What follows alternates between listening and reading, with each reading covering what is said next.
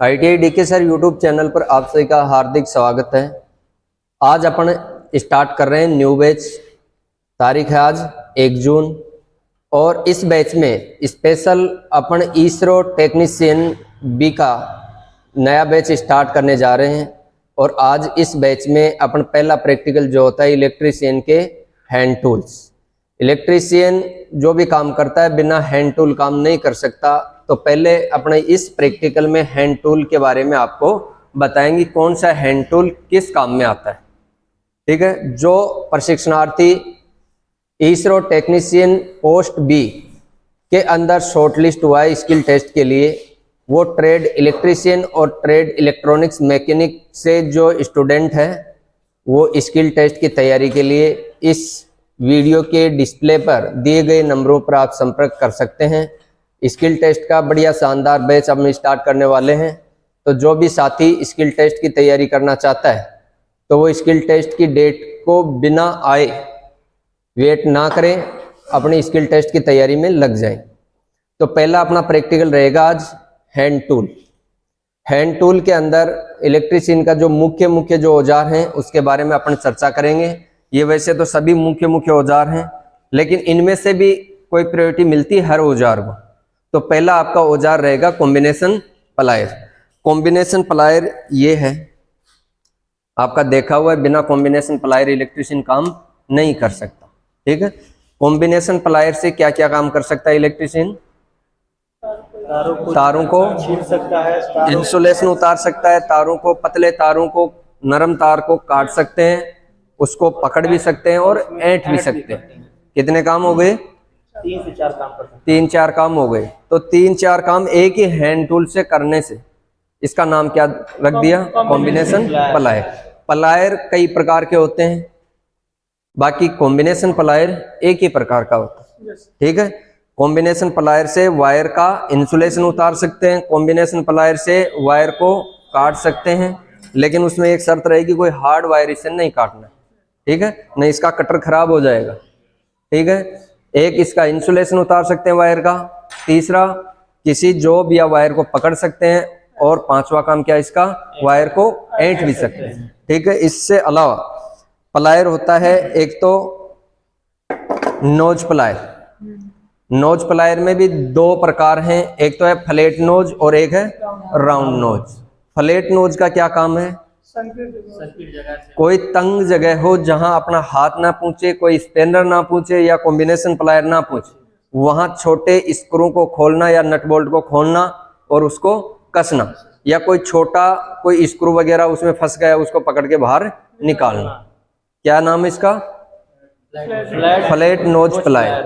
अब आता है राउंड नोज प्लायर। ये है राउंड नोज प्लायर। इसका क्या काम है? तारों का लूप बनाकर, कोई भी जैसे नट बोल्ट होता है उसके अंदर एक लॉक सिस्टम में होता है, लॉक लगाई जाती है ना, उस लॉक को या कोई भी चालक लूप को नट बोल्ट में मशीन में फिट करने के लिए किया जाता है। नाम है इसका राउंड नोज प्लायर। एक होता है कटर प्लायर। कटर प्लायर बोलते, यह है कटर प्लायर। इसका उपयोग क्या काम में लिया जाता है? तारों को काटने के लिए। एक ही काम है इसका, वायर को काटना। नाम क्या है? Side cutting plier. ठीक है, हाँ। उसके बाद में अगला औजार आता है पेचकस। पेचकस का मुख्यतः काम क्या है? केवल स्क्रू को खोलना और कसना। इससे अलावा इसको किसी प्रकार का काम नहीं करना इससे, है ना। ये भी आकार प्रकार में कई प्रकार के होते हैं, साइज में भी छोटे बड़े होते हैं, और टिप के अनुसार ये भी अलग अलग प्रकार के, जैसे flat tip, cross tip, you tip, है ना। अपने काम के अनुसार अलग अलग आकार प्रकार के होते हैं। ये हो गया फेज टेस्ट। ये क्या काम में आता है? ये फेज की उपस्थिति जांच करने के लिए इसका उपयोग किया जाता है। अपने सिंगल फेज हो या 3 फेज हो, उसमें कौन कौन सा फेज है, कौन सा न्यूट्रल है।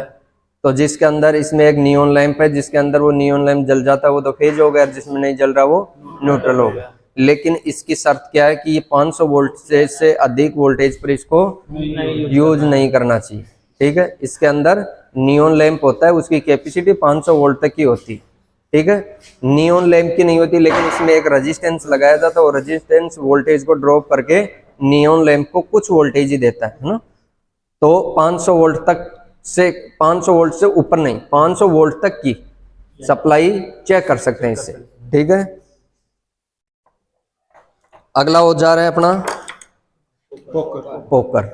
एक ही स्टूल तो और ले यार, मेरे से भी इतनी देर खड़े हो रही है फोटो। ये क्या है? पोकर। पोकर का क्या काम है?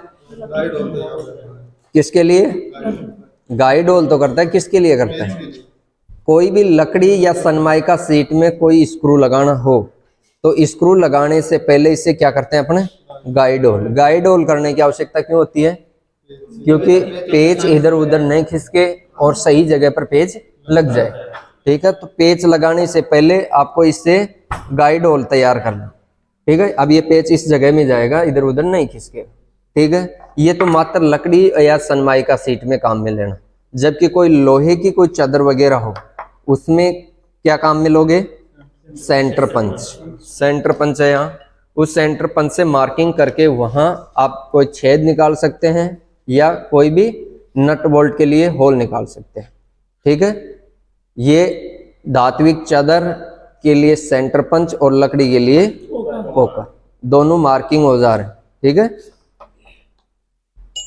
आगे कौन सा औजार है? यह है हैंड वाइस। हैंड वाइस का क्या काम है? छोटे जॉब को पकड़कर अपन उस जॉब पर कार्य कर सकते हैं। जॉब पर क्या काम होता है? उसको काटना, फिनिशिंग करना। तो कोई छोटा जॉब हो उसकी हाथ से पकड़ नहीं कर सकते, अपन उसको हैंड वाइस से पकड़कर क्या करते हैं? अगर कोई बड़ा जॉब हो तो उसके लिए क्या करते हैं? बेंच वाइस का उपयोग करते हैं। कोई उबड़ खाबड़ टेढ़ा मेढ़ा जॉब हो उसके लिए सी क्लैंप काम में लेते हैं। यह है सी क्लैंप। इससे कोई टेढ़ा मेढ़ा जॉब हो तो सी क्लैंप से उसकी आकृति के अनुसार अपने सी क्लैंप को लगा सकते हैं। एक होती है बेंच वाइस, एक होती है हैंड वाइस। तीनों वाइस दिख गई आपको, बेंच पे लगी हुई है बेंच वाइस, और ये सी क्लैंप, ये हाथ में है हैंड वाइस। यह है ग्रीस गन। ग्रीस गन का क्या उपयोग है? एक होती है ग्रीस गन, एक यहाँ ऑयल कैन। इन दोनों का क्या काम है? मशीन की बेरिंग या शाफ्ट के अंदर उसको, हर मशीन के अंदर क्या होता है? घर्षण हानि होती है।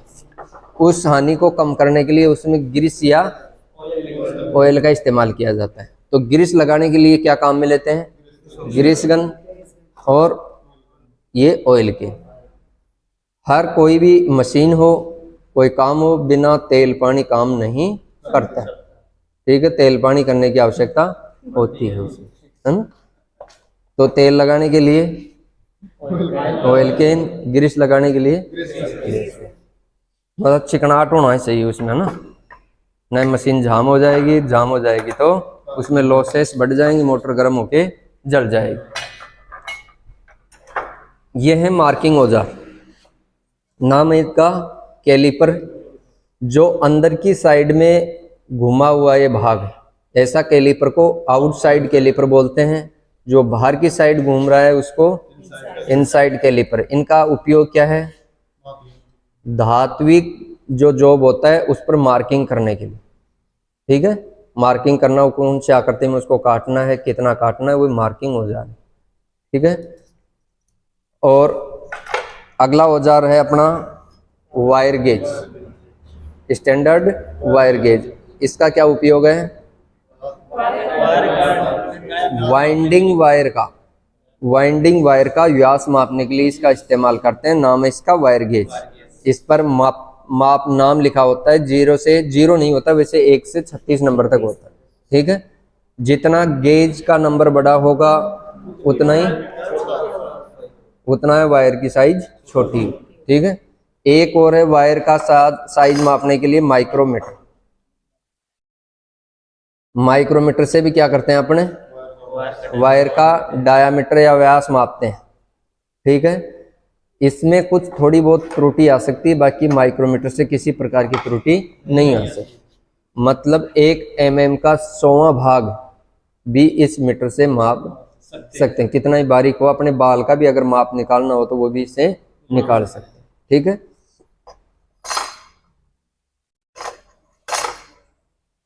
ये हो गया। अब ये होती है सिनिप। सिनिप भी 2 प्रकार की होती हैं, यह स्ट्रेट और यह बेंड। काम क्या है इनका? धात्विक चद्दरों को काटना। किसी धातु को गोलाई में काटने के लिए बेंड स्निप और सीधी काटने के लिए स्ट्रेट। अगला औजार है अपना हैंड ड्रिल मशीन। इसका उपयोग कहाँ किया जाता है? लकड़ी, सनमाइका या कोई पीवीसी सीट हो उसमें होल निकालने के लिए इसका इस्तेमाल करते हैं। अगर कोई पतली लकड़ी की कोई पलाई हो उसमें हाथ से होल निकालने के लिए किसका इस्तेमाल करते हैं अपन? जिमलेट। एक होती है कोई धात्विक चादर हो, लकड़ी हो आदि में स्पीड से होल निकालना हो तो किसका इस्तेमाल करोगे आप? इलेक्ट्रिक ड्रिल मशीन का। यह है इलेक्ट्रिक ड्रिल मशीन जो बिजली से चलती है। और बाकी किससे चलेंगी? हाथ से। हाथ से चलने वाली ड्रिल मशीन को तो बोलते हैं हैंड ड्रिल मशीन। बिजली से चलने वाली एक होती है बेंच ड्रिल। वाइस नहीं है, बेंच ड्रिल, जो बेंच पर ही क्या होती है? फिक्स होती है। ठीक है क्या? इधर कहाँ है? वहां लगी हुई है, उस लैब में लगी हुई है ना, वो भी दिखाएंगे आपको। तो ड्रिल मशीन हो गई आपकी। उसके बाद में क्या बच गया ये बता देते हैं, बार बार बीच में आ रहा है हम। ये ब्लोलेन, ये क्या काम में आता है? मोटी केबलों को सोल्डर करने से पहले उस जॉइंट को या केबल को, जोड़ को गर्म करने के लिए, प्लस सोल्डर वायर पिघलाने के लिए। अब वो सोल्डर वायर सोल्डरिंग आयरन जैसे तो पिघलता नहीं। और ये होता है मेल्टिंग पॉइंट, और ये होती है कड़छी। वैसे क्या बोलते हैं इसको अपने राजस्थानी भाषा में? हैं? इन कढ़ाई भी बोलते हैं, चमची भी बोलते हैं, चाटू भी बोल देते हैं ना। वैसे अपने इलेक्ट्रिकल भाषा में क्या होता है इसका काम? कड़छी। ठीक है, ये मेल्टिंग पॉइंट होता है, ये कड़छी होती है। इसका काम क्या है? इसमें तो सोल्डर को पिघला कर डाला जाता है और फिर वो पिघले हुए सोल्डर को इससे निकाल कर उस जॉइंट पर क्या है? डाला जाए। और वो पिघला हुआ सोल्डर टाइट होगा तो जॉइंट मजबूत हो जाता है आपका। नाम क्या है इनका? Melting point. ये होती है कड़छी और ये होता है ब्लोलेन। ये जो पहले स्टोव चलता था ना, पहले खाना बनता था, आजकल भी बनता है कोई विशेष परिस्थिति में, है ना। इससे मिट्टी के तेल से चलता है। यहाँ प्रेशर नोजल होती है, इसको प्रेशर से इस तेल को ऊपर इस नोब में चढ़ाया जाता है। उसके बाद में यहाँ जला दिया जाता है। वो तेल की लुक निकलती है, वहां आग की लुक निकलती है। उससे क्या होता है? जॉइंट भी गर्म हो जाता है, शोल्डर भी पिघल जाता है।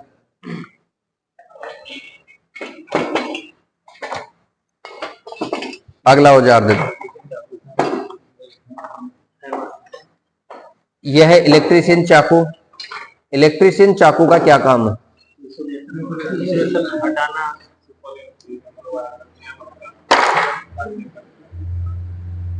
इसका 2 काम, वायर का इंसुलेशन हटाने के लिए, दूसरा जो इनेमल कॉपर वायर होता है, वाइंडिंग वायर होता है, उसका इनेमल हटाने के लिए। इसमें मुख्यतः 2 ब्लेड होती हैं।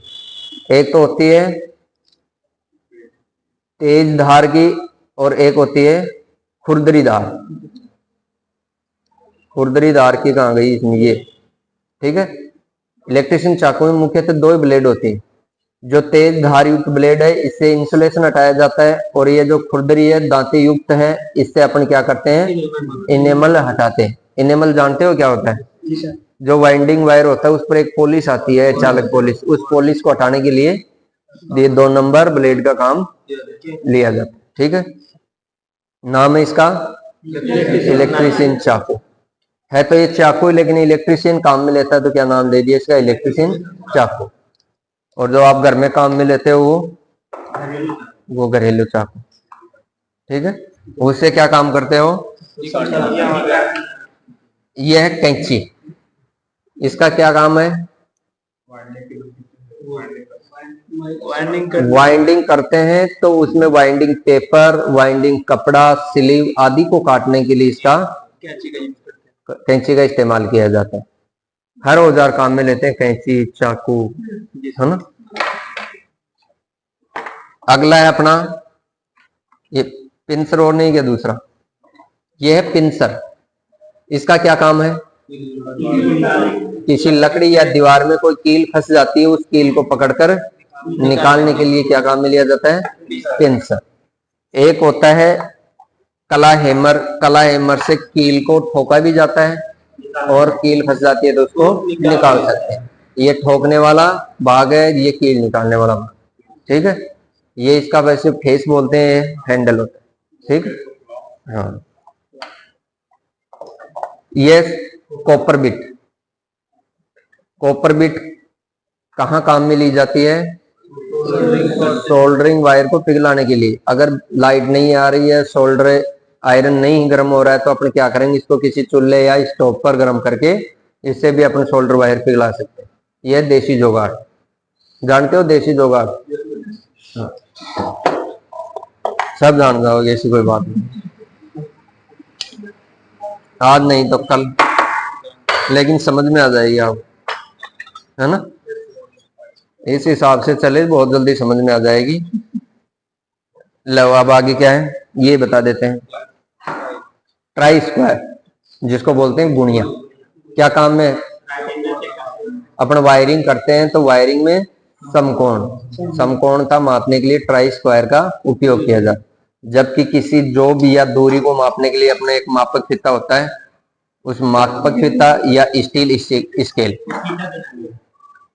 एक होती है स्टील स्केल, छोटी जोब या छोटी जगह दूरी को मापने के लिए अपन लेते हैं स्टील स्केल, और जो लंबी दूरी होती है उसको मापने के लिए मापक फीता।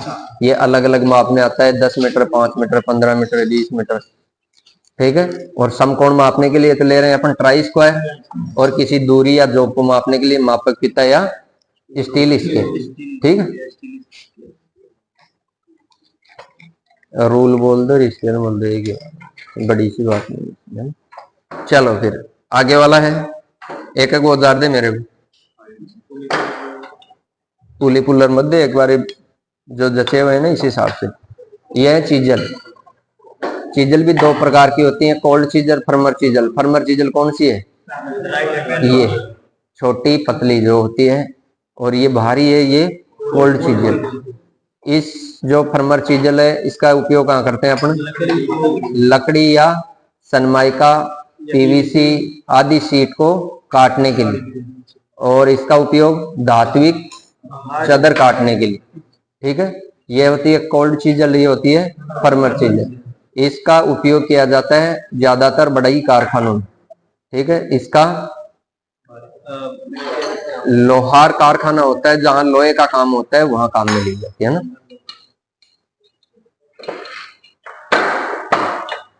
अब है फाइल, फाइल का मतलब रेती। रेती भी कार्य के अनुसार अलग आकार प्रकार में होते हैं, जैसे ये राउंड फाइल, ये फ्लैट फाइल, ये है हाफ राउंड, ये भी हाफ राउंड। इसकी कट के अनुसार स्मूथ और single cut, double cut, Rust cut, अलग अलग आकार प्रकार की होती हैं। काम इनका क्या है, किसी जॉब को फिनिशिंग देना, ठीक है।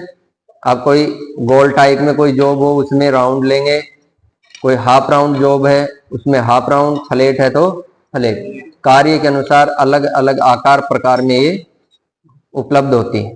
काम है इनका किसी जॉब को फिनिशिंग देना। नाम है इनका फाइल या रेती।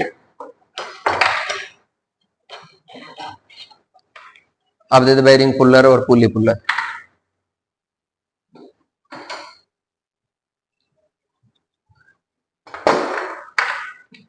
ये होते हैं एक तो होता है बेरिंग पुलर, एक होता है पुली पुलर। जिस पुलर के अंदर दो जबड़े हो उसको तो बोलते हैं बेरिंग पुलर, जिसके अंदर 3 जा होती हैं वो होता है पुली पुलर। बेरिंग पुलर से किसी मशीन में बेरिंग निकालने के लिए इसका इस्तेमाल करते हैं। अगर पुली निकालनी हो तो पुली पुलर का इस्तेमाल करते हैं। पुली जानते हो क्या? किसी मशीन के द्वारा कोई दूसरी मशीन चलाई जाती है फैन बेल्ट के माध्यम से, तो वो फैन बेल्ट कहाँ स्थापित होगा? पुली पर। ठीक है, उस पुली को बाहर निकालना हो तो पुली पुलर, और बेरिंग लगाया जाता है मशीन में, बेरिंग को निकालते हैं तो बेरिंग पुल। अगर आप बेरिंग वैसे निकाल रहे हो किसी चीजल वगैरह हथौड़ी से ठोक पींद के निकाल तो देंगे, लेकिन वो बेरिंग खराब हो जाएगा, मशीन का जो भाग है जहाँ बेरिंग स्थापित है वो भाग भी आप डैमेज कर दोगे। तो आसानी से निकालने के लिए आपको क्या इस्तेमाल करना चाहिए? बेरिंग को निकालने के लिए बेरिंग पुलर, पुली को निकालने के लिए पुली पुलर। इतनी बात समझ में आ गई? आगे वाला बताओ जॉब क्या है। अब दे दो हैमर। हैमर अलग अलग प्रकार का होता है, जैसे ball pin, cross pin, straight pin, और ये क्लाइंबर। काम के अनुसार अलग अलग आकार प्रकार के। काम इनका क्या क्या है? किसी जॉब को ठोकना, जैसे कील आदि को ठोकना हो तो क्या काम मिलेंगे? हैमर। हैमर का दूसरा नाम है हथौड़ा। एक होता है मैलेट हैमर, इससे भी किसी जॉब को अपन ठोक सकते हैं, लेकिन ऐसा जॉब नहीं ठोकना इससे ताकि ये खराब हो जाए। हल्की चादर हो, केसिंग केपिंग हो, कंड्यूट पाइप हो, उसको इधर उधर सरकाना हो, कोई पतला वायर हो उसको सीधा करने के लिए इसका इस्तेमाल करते हैं। ये भी 2 प्रकार में होता है, लकड़ी का भी होता है और लोन का भी होता है। ठीक है, इसे कोई धात्विक जॉब नहीं पकड़ ठोकना है ना। आगे वाला मल्टीमीटर वगैरह वो तो आगे है, उसमें हो गया स्पेनर। स्पेनर है, ये स्पेनर सेट भी होता है और एडजस्टेबल भी होता है। एक होता है सिंगल एंडेड, एक होता है डबल एंडेड। ये कौन सा है? Double ended. और ये होता है एडजस्टेबल रिंच। ये नंबर के अनुसार नट बोल्ट पर लगाए जाते हैं, जबकि किसी नंबर का कोई स्पेनर नहीं मिले तो कौन सा स्पेनर काम मिलेंगे? एडजस्टेबल। ठीक है, एक होता है रिंग स्पेनर। ठीक है, हाँ गोल होता है उसमें आगे। तो मेरे हिसाब से मुख्य मुख्य औजार कंप्लीट हो गए, 2-3 औजार बचे हुए हैं। यह है पाइप कटर। ठीक है, इससे अपन जीआई या कंड्यूट पाइप को काटने के लिए इसका इस्तेमाल किया जाता है। किसी पाइप को, किसी 2 पाइपों को आपस में जोड़ने के लिए उस पर चूड़ी काटी जाती है। चूड़ी काटने के लिए आपके पास होना चाहिए डाई सेट। डाई सेट था, रखा हुआ था ना डाई सेट, ये अंदर रख दिया इसमें। ठीक है, लॉकर में। ये कौन सा औजार है? हेक्सा। हेक्सा का क्या काम है? धात्विक जॉब को काटने के लिए हेक्सा का उपयोग करते हैं, जबकि लकड़ी को काटने के लिए टेनंसा या की होल्सा। ठीक है, ये होता है डाई सेट। पाइप की साइज के अनुसार, व्यास के अनुसार डाई सेट होता है। उस डाई के अंदर उस पाइप को लगाकर इसको घुमाया जाता है, और घुमाकर उस पाइप में क्या होती है? चूड़ी काटी जाती है। चूड़ी काटने से उस 2 पाइपों को आपस में अपने जोड़ सकते हैं। ठीक है, इसको बोलते हैं डाई सेट, और वो हो गया पाइप कटर। अब पाइप को काटकर आपको चूड़ी काटना हो तो इन दोनों औजारों का इस्तेमाल करना होगा। ठीक है, ये स्पेनर है, इसको भी रिंग स्पेनर बोलते हैं ना, T ring spanner. T ring spanner T आकार का होता है ना। और क्या पूछना है? ऐसा कोई औजार हो उसके बारे में दोबारा बताना हो, उसके बाद में अपन करेंगे मीटरों के बारे में बात। है क्या कोई? सब औजारों के नाम याद हो गए? प्रत्येक औजार का कार्य, हाँ ये सोल्डरिंग आयरन है। सोल्डरिंग आयरन का और बता देते हैं आपको। सोल्डरिंग आयरन का क्या काम है? दो वायरों की चालकता या जोड़ लगाने के लिए चालकता बढ़ाई जाती है, जोड़ लगाकर चालकता बढ़ाई जाती है। दो तारों को जोड़ने के लिए अपन सोल्डरिंग आयरन का इस्तेमाल करते हैं। इसमें एक हीटिंग एलिमेंट होता है जो विद्युत सप्लाई से संयोजित करने पर वो गर्म हो जाती है। ये क्या है इसकी? Copper bit. ये कॉपर बिट गर्म हो जाएगी, इस बिट के माध्यम से अपन सोल्डरिंग वायर को पिघलाएंगे और सोल्डरिंग वायर को पिघलाकर अपन फ्लक्स के माध्यम से उस सोल्डरिंग वायर को जॉइंट पर लगा दें। ठीक है, तो जॉइंट मजबूत हो जाता है। इसके लिए आपको सोल्डर वायर चाहिए, फ्लक्स चाहिए और सोल्डरिंग आयरन चाहिए। अब ये आ गए वैद्युतिक उपकरण। वैद्युतिक उपकरण में यह है इमर्सन रोड। इसका क्या काम है? पानी को गर्म करने के लिए। इसमें भी हीटिंग एलिमेंट होता है और इस हीटिंग एलिमेंट को उस पानी में डुबोया जाता है। इसको अपन बिजली से संयोजित करेंगे इसको, तो वो क्या हो जाता है? गर्म हो जाता है। लेकिन पानी से ये हीटिंग एलिमेंट पानी में डूबता है, लेकिन इसके रोड के अंदर हीटिंग एलिमेंट लगा हुआ, जो इस रोड के अंदर अचालक पदार्थ की परत जमी होती है, जो पानी के अंदर करंट नहीं आने देती। ठीक है, अब अपन बात करेंगे जैसे वैद्युतिक उपकरण तो खूब सारे हैं। प्रेस है, गीजर है, ये मल्टीमीटर है। मल्टीमीटर, इसका भी मल्टीमीटर भी काम में ले सकते हैं, लेकिन ये क्या है? इसका नाम क्लैम मीटर। क्लैम मीटर का स्पेशल काम होता है कि किसी तार को बिना काटे उस तार से गुजरने वाली करंट का मापन करना। जबकि ये मल्टीमीटर है, इससे अपन दो वायरों को आपस में काटकर उसके बीच में संयोजित करके एमीटर के रूप में अपन करंट माप सकते हैं, जबकि इस क्लैम मीटर से वायर को काटने की आवश्यकता नहीं होती। आपने सीटीपीटी का नाम सुना होगा, तो करंट ट्रांसफार्मर है। करंट ट्रांसफार्मर को क्या है? वायर के अंदर ही डाला जाता है। यहाँ सीटीपीटी भी रखी हुई थी, ये रखी। अब कोई भी केबल हो, उस केबल को क्या है? इसमें फंसा दिया जाता है। ठीक है, अब ये केबल वाला चालक है वो प्राइमरी का काम करेगा और ये सेकेंडरी का। सीटी का मतलब होता है करंट ट्रांसफार्मर। और यहाँ अपन एमीटर लगाएंगे तो ये उच्च करंट को क्या करता है? निम्न में कन्वर्ट कर देता है। ये अनुपात में होता है, जैसे 100:1 हो गया, 200:1 हो गया, 50:1 हो गया। 50:1 का मतलब होता है कि अगर इस चालक से 50 एम्पियर करंट गुजर रही है तो वो 1 एम्पियर में दर्शाए।